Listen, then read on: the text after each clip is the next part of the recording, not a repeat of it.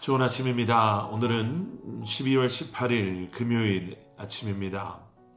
오늘도 함께 말씀 묵상하시는 여러분들을 주님의 이름으로 환영하고 또 함께 말씀을 통해 또 은혜 나누시는 그런 시간 되기를 기도합니다. 오늘 우리가 함께 보실 하나님의 말씀 베드로전서 3장 13절부터 22절까지 말씀 제가 먼저 봉독해 드리겠습니다. 또 너희가 열심으로 선을 행하면 누가 너희를 해하리요. 그러나 의를 위하여 고난을 받으면 복 있는 자니 그들이 두려워하는 것을 두려워하지 말며 근심하지 말고 너희 마음에 그리스도를 주로 삼아 거룩하게 하고 너희 속에 있는 소망에 관한 이유를 묻는 자에게는 대답할 것을 항상 준비하되 온유와 두려움으로 하고 선한 양심을 가지라. 이는 그리스도 안에 있는 너희의 선행을 욕하는 자들로 그 비방하는 일에 부끄러움을 당하게 하려 함이라. 선을 행함으로 고난받는 것이 하나님의 뜻일진데 악을 행함으로 고난받는 것보다 나으니라.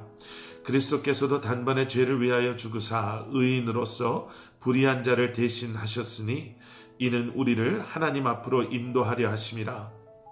육체로는 죽임을 당하시고 영으로는 살리심을 받으셨으니 그가 또한 영으로 가서 옥에 있는 영들에게 선포하시니라. 그들은 전에 노아의 날 방주를 준비할 동안 하나님이 오래 참고 기다리실 때에 복종하지 아니하던 자들이라. 방주에서 물로 말미암아 구원을 얻은 자가 몇 명뿐이니 겨우 8명이라. 물은 예수 그리스도께서 부활하심으로 말미암아 이제 너희를 구원하는 편이 곧 세례라. 이는 육체의 더러운 것을 제하여 버림이 아니요 하나님을 향한 선한 양심의 간군이라.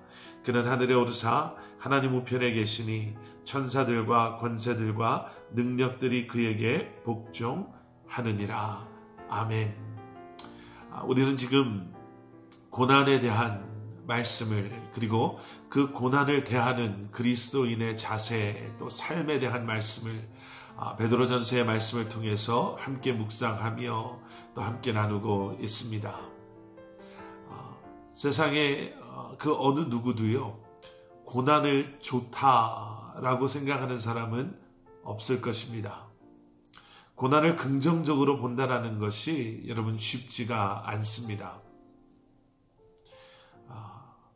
우리가 신앙생활 하면서 하나님께서는 고난을 통해서 우리를 연단하시고 또 우리의 믿음을 건강하게 굳건하게 또 우리로 하여금 더 성숙한 믿음을 소유하게 하십니다 라고 고백하지만 여러분 우리는 누구를 위해서 사랑하는 우리 자녀들을 위해서 기도할 때 또 사랑하는 우리 가족들을 위해서 또 지체들을 위해서 우리가 기도할 때 하나님 더 많은 고난을 그들에게 주세요 라고 기도하는 사람은 아마 없을 것입니다.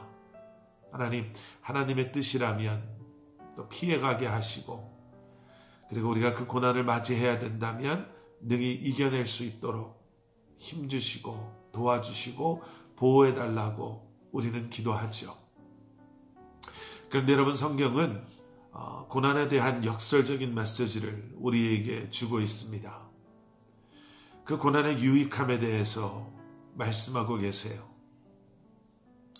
여러분 혹시 통증을 느끼지 못하는 통각 상실증이라는 병에 대해서 들어보신 적이 있으십니까? 종이에 우리 손을 베어도 그게 쓰라리고 아파서 참지 못하는 우리인데요. 이 통각 상실증이라는 이러한 컨디션을 가지고 계신 분들은 어떠한 아픔도 느끼지 못한다고 합니다.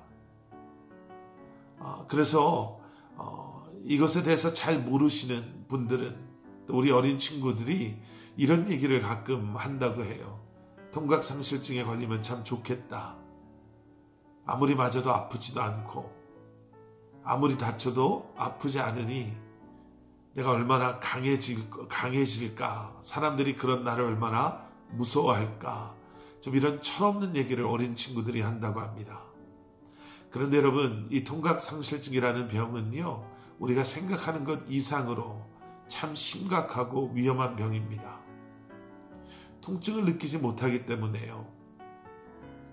내가 지금 무엇 때문에 얼마나 아파하는지를 모르는 거예요. 통증을 느낀다면 우리가 작은 것에 상처를 입어서 아픈 느낌을 우리가 느꼈을 때 이쪽으로 가면 여기에는 아픈 게 있구나. 내가 이걸 빨리 제거하지 않으면 내가 더 많이 다칠 수 있겠구나 라고 우리가 캐치를 하고 반응을 할 텐데요. 그 반응을 못한다는 거죠. 그래서 작은 상처가 큰 상처가 되고 큰 상처가 때로는 생명을 위협하는 위험한 상황까지도 간다고 합니다. 어떻게 보면 그런 관점에서도요, 통증은, 그리고 통증이 우리에게 주는 유익함이라고 해야 하나요? 그런 유익함이 있습니다.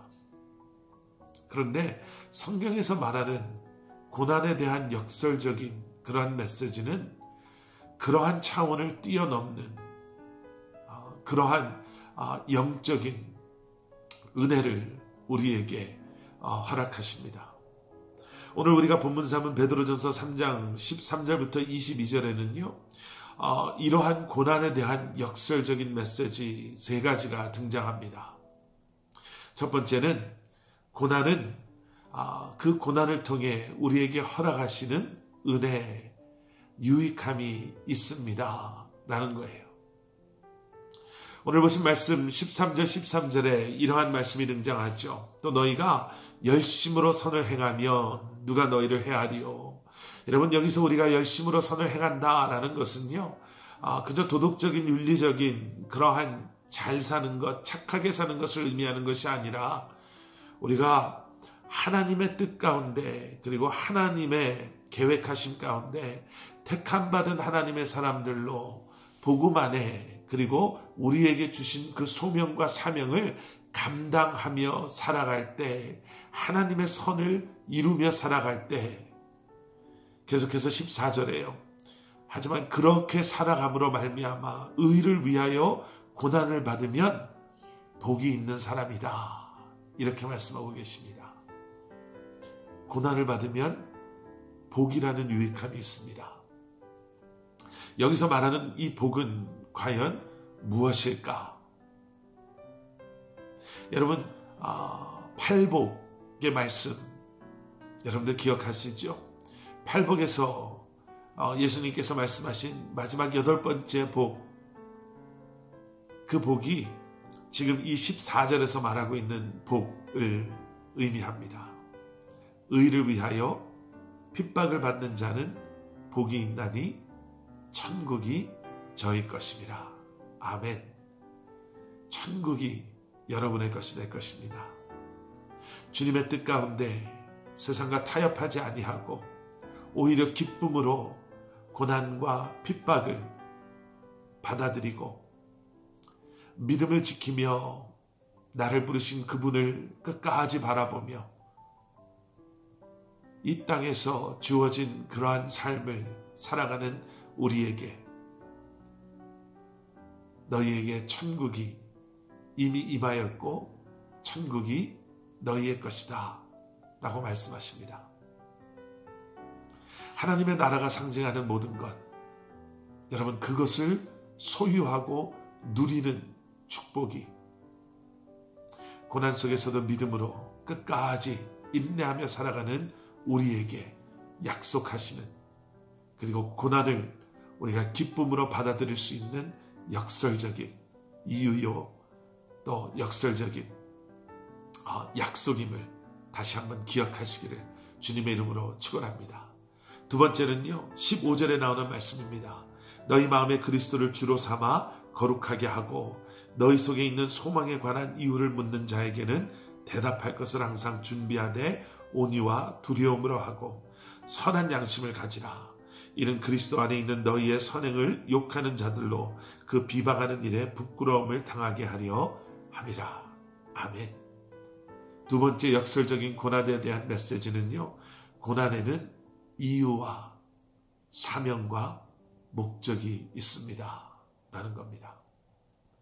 고난 속에 이미 천국을 소유한, 그리고 그 고난을 기쁨으로 받아들이고 믿음 안에 그 어려운 상황도 이겨내는 삶을 살아가는 우리를 통해 하나님께서는 그 소망이 어디에 근거하는지, 그러한 기쁨이 무엇 때문인지, 끝까지 인내할 수 있는 이유가 어디에 있는지를 궁금해하고 그 이유를 묻는 사람들로 하여금 우리의 삶을 통해, 우리의 믿음을 통해, 우리가 선포하는 복음을 통해 그들로 하여금 예수 그리스도의 구세주 되심을, 메시아 되심을 우리를 통해 듣게 하기를 원하신다는 거죠.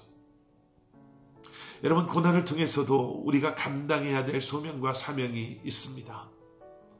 고난과 핍박과 어려움 속에서도 우리가 끝까지 바라봐야 할, 그리고 우리가 살아내야 할 삶과 감당해야 될 사명들이 있습니다.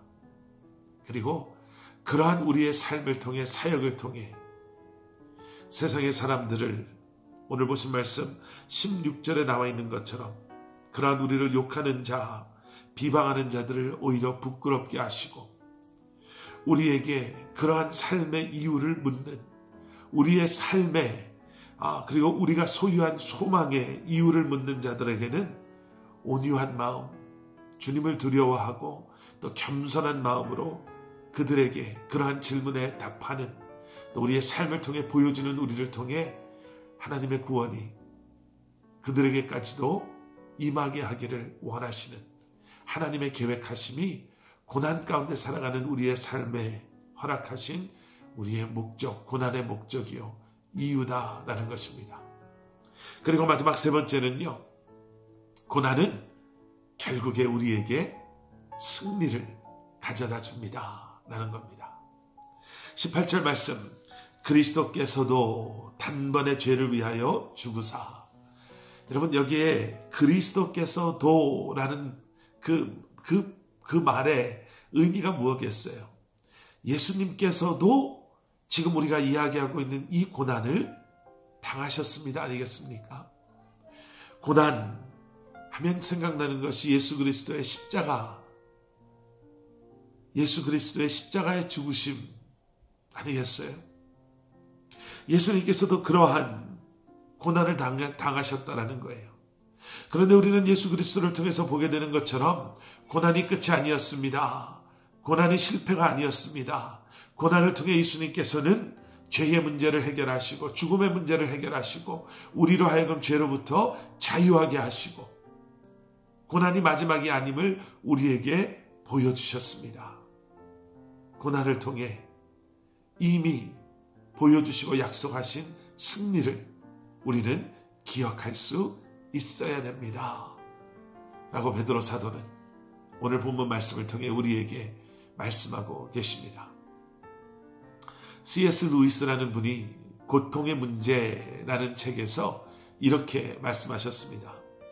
하나님은 쾌락 속에서 우리에게 속삭이시고 양심 속에서 말씀하시며 고통 속에서 소리치십니다. 고통은 귀먹은 세상을 불러 깨우는 하나님의 메가폰입니다. 여러분, 고난이 결코 쉽지 않은 것, 고난 때문에 힘든 시간을 보내고 계시는 여러분들, 이 고난의 때에 우리를 깨우시기 위해 우리에게 소리치시는 주님의 음성에 귀 기울이시기를 주님의 이름으로 간절히 축원합니다. 그리고 그 고난의 역설적인 메시지를, 고난의 유익함을, 그 고난의 이유와 목적을, 고난을 통해 우리에게 이미 허락하신 승리를 다시 한번 기억하시고 오늘 하루도 여러분 승리하시는 여러분들 되시기를 주님의 이름으로 간절히 축원합니다. 함께 기도하시겠습니다. 사랑의 아버지 하나님, 어려움 가운데 있는 사랑하는 성도님들을 다시 한번 한 분 한 분 기억하며 예수 그리스도의 이름으로 안수하며 축복합니다.